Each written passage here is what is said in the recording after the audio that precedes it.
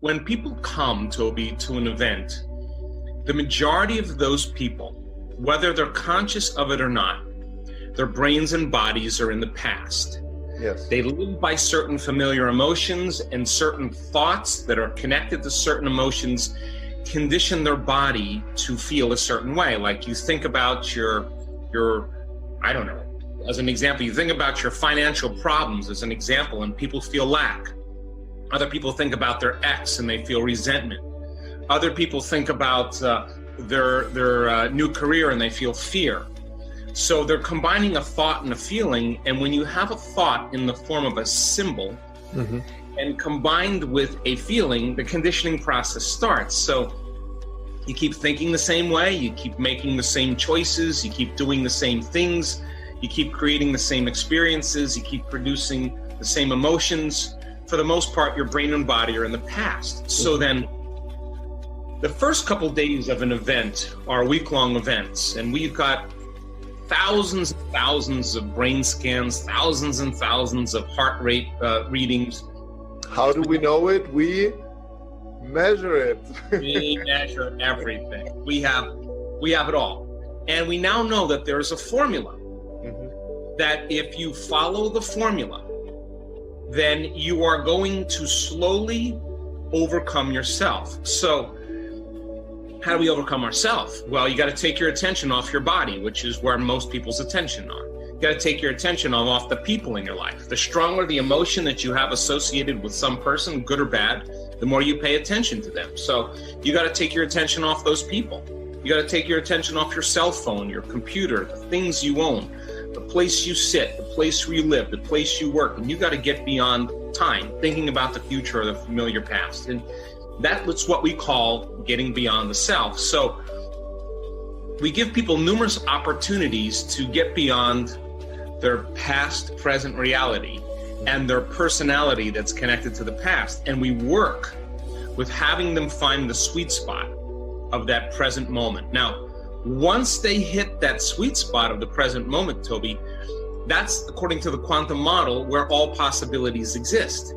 So when you're not your body, you're not the people in your life, the things you own, the place you live, the place you work, or time itself, you take away all those things, the only thing you're left with is consciousness. You're an awareness. So you reached an elegant moment where you dissociated from your identity.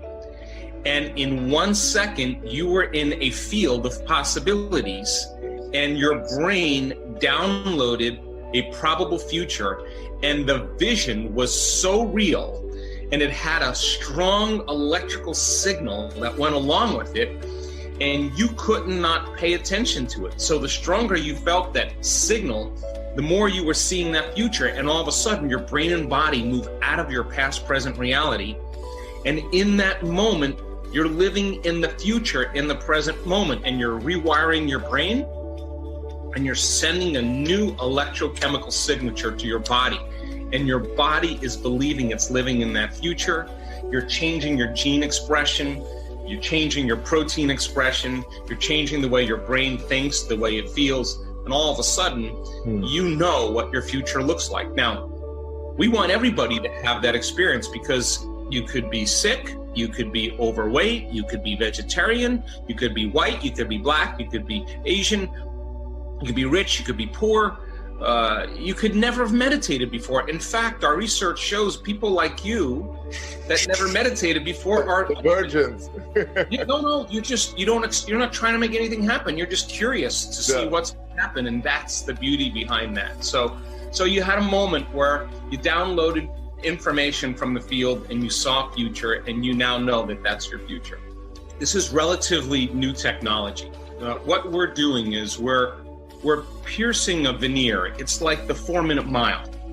Once the 4-minute mile was broken by one person, then all of a sudden everybody started doing it. So we're breaking this consciousness, this level of consciousness that we need something outside of us to change how we feel inside of us. And we're teaching people how to self-regulate without anything outside of them. So we are working, we do seminars for children. We do seminars for companies and organizations. We do seminars for athletes, and all of it is the same, but we're just teaching it with a little different slant to fit into child's development, to fit in with a sports athlete. But we're at a point now where the technology is reproducible, and that's what I care about the most, because anything that's reproducible, if you follow that formula, is science, and we now know that it's working. So now we got a lot of momentum, and people are breaking through. And I want to say something about certain people that didn't have the experience.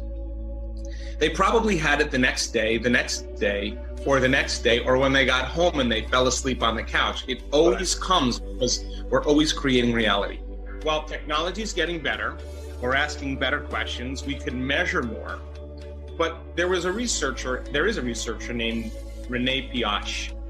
And Piaget was interested in seeing if the power of thoughts and feelings, or intentions and emotions, could have an effect on reality. So he took some baby chicks, and when baby chicks hatch, their first few days, they imprint to their mother. Mm-hmm. So he took a robot that was a random event generator, which means that the robot would turn 50% of the time to the left and 50% of the time to the right. But the order in which it does that is random. But it's like a coin toss. The majority of the time, it works out to be 50-50. Mm-hmm. So he dressed this random event generator up like a hen. And when the baby chicks were born, they began to imprint or bond with the random event generator. So then he took the robot and he put it in an arena, an open arena, and he just let the robot go. And as you would expect, the robot covered the entire area of the arena equally, on the left side and the right side. In the second experiment, he took the baby chicks and he put them in a cage on one side of the arena. And then he released the random event generator again. And 100% of the time, the random event generator moved in the direction of the baby chicks. And it's an official record. So the question is, if 3-day-old baby chicks can influence a random event generator to move towards the side that they're on, that their thoughts and intentions have that kind of effect with their tiny little brains, what could you and I do? So Einstein talked a lot about everything in reality being frequency, that you and I are constantly emitting vibration, frequency, and information, because all frequency carries information. So the baby chicks had a single-minded focus. They weren't thinking about their bladders, they weren't thinking about food, they weren't thinking about time, they weren't thinking about their bank account. They had one thing on their mind, and that was mommy. Mm-hmm. They had a very clear intention. By the same means, their feeling is love, because that's how they bond with, and there's an energy of love.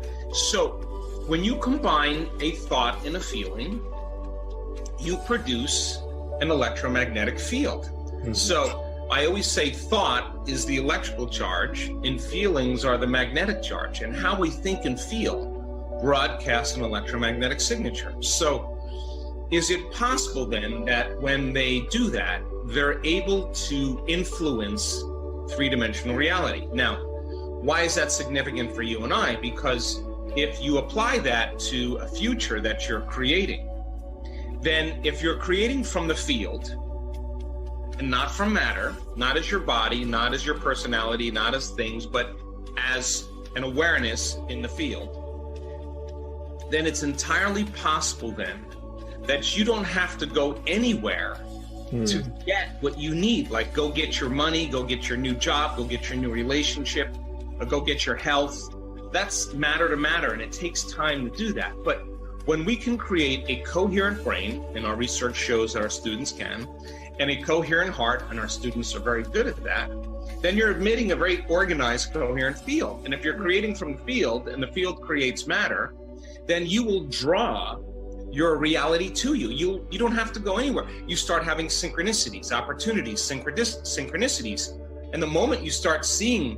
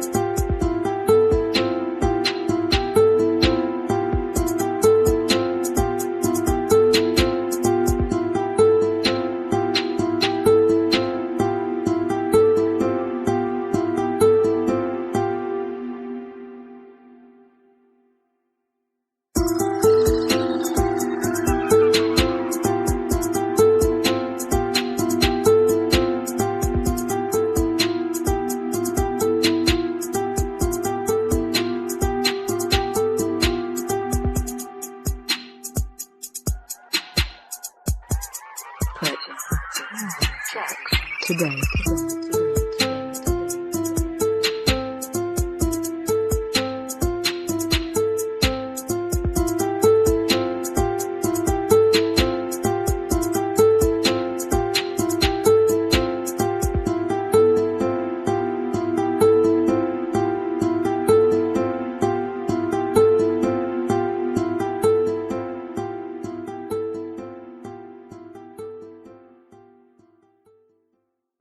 your reality unfolding equal to your energy, you're going to believe you're more of the creator of your reality and less of a victim of your reality, and you're going to do it again.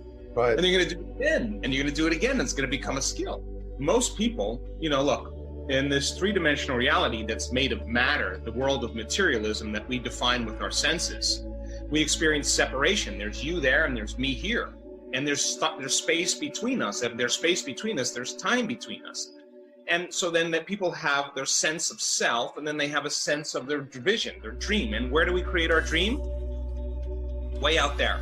Right. So then we're separate from our dream. Our brain automatically creates a future. So we have to go get that future, right? So then people spend the majority of their lives living in lack, waiting for the event to happen to take away their emptiness or their lack. That's Newtonian physics. That's cause and effect. Waiting for something out there to make this feeling go away. And if you're living by the feeling of lack, you're creating more lack because that feeling's driving certain thoughts. So what we teach people to do is how to open this beautiful center called your heart.